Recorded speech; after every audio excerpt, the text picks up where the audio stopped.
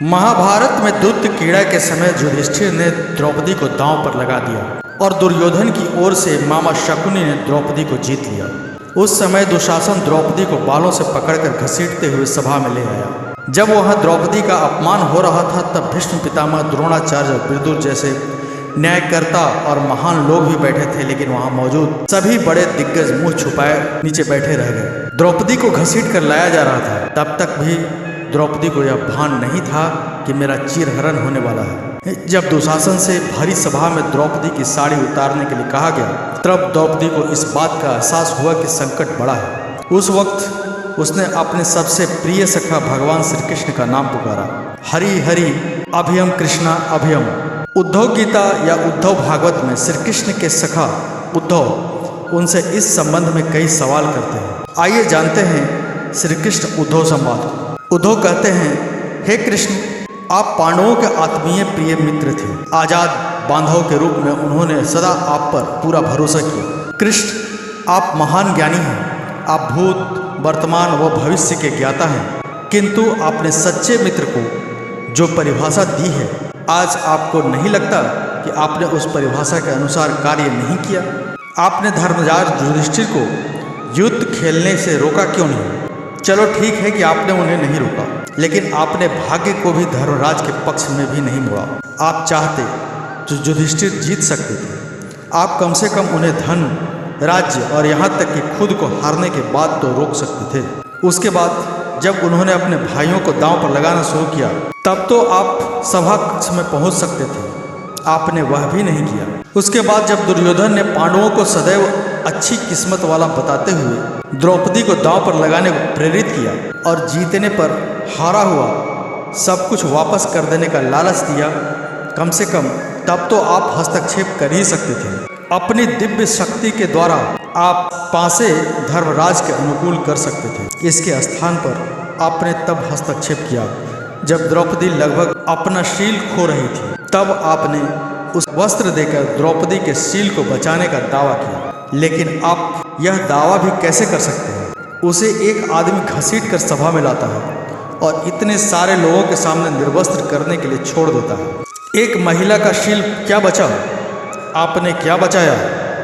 अगर आपने संकट के समय अपनों को सहायता नहीं की तो आपको आपात बांधव कैसे कहा जा सकता है? बताइए, आपने संकट के समय में सहायता नहीं की तो क्या फायदा? क्या यही धर्म है? इन प्रश्नों को पूछते पूछते उद्धव का गला रुंध गया और उनकी आंखों से आंसू बहने लगे। भगवान श्री कृष्ण मुस्कुराते हुए बोले, प्रिय उद्धव, यह सृष्टि का नियम है कि विवेकवान ही जीतता है। उस समय दुर्योधन के पास विवेक था, धर्मराज के पास नहीं।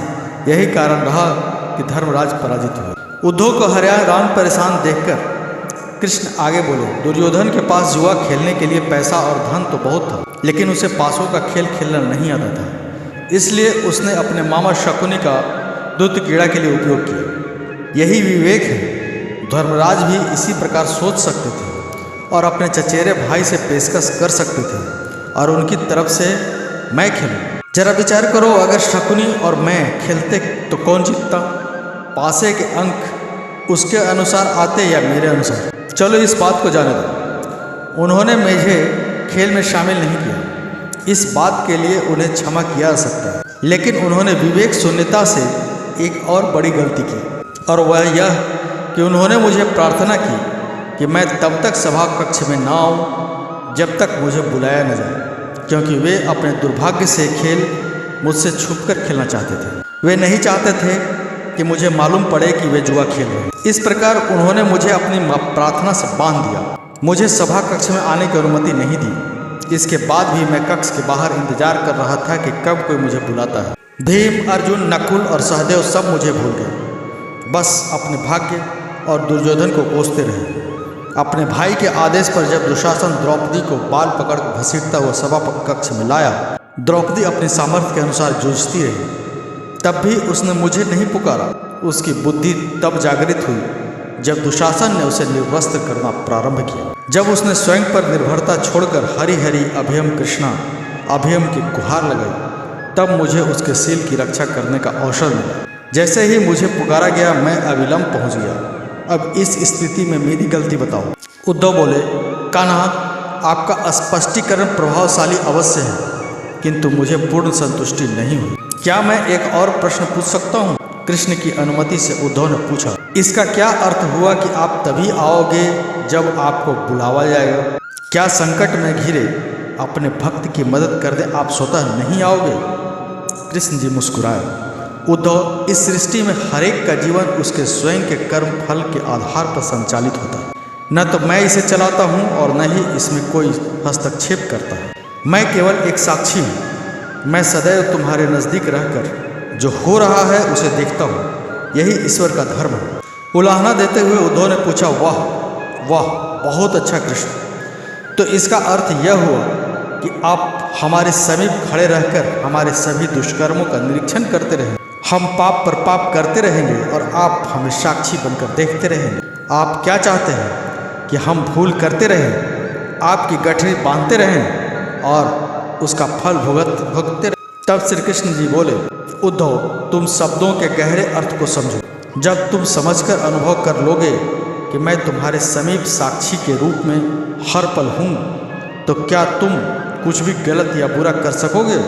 तुम निश्चित रूप से कुछ भी बुरा नहीं कर सकोगे। जब तुम यह भूल जाते हो और यह समझने लगते हो कि मुझसे छुपकर कुछ भी कर सकते हो, तभी तुम कठिनाइयों में फंसते हो। धर्मराज का अज्ञान यह था कि उसने माना कि वह मेरी जानकारी के बिना जुआ खेल सकता है। अगर उसने यह समझ लिया होता कि मैं प्रत्येक के साथ हर समय साक्षी रूप में उपस्थित हूँ, तो क्या खेल का रूप कुछ और नहीं होता? उद्धव मंत्रमुग्ध हो गए और बोले, प्रभु, कितना गहरा दर्शन है, कितना महान सत्य। प्रार्थना और पूजा पाठ से ईश्वर को अपनी मदद के लिए बुलाना तो महज हमारी पर भावना है, किंतु जैसे ही हम यह विश्वास करना शुरू करते हैं कि ईश्वर के बिना पत्ता भी नहीं हिलता, तब हमें साक्षी के रूप में उनकी उपस्थिति महसूस होने लगती है। गड़बड़ तब होती है जब हम इसे भूलकर सांसारिकता में भूल जाते हैं। तो मित्रों, यह कहानी आपको कैसी लगी कमेंट करके ज़रूर बताएं। वीडियो को लाइक कर दें, चैनल को सब्सक्राइब करके बेल आइकन दबाना न भूलें, ताकि हमारे वीडियो संबंधित नोटिफिकेशन सबसे पहले आपको मिले। धन्यवाद।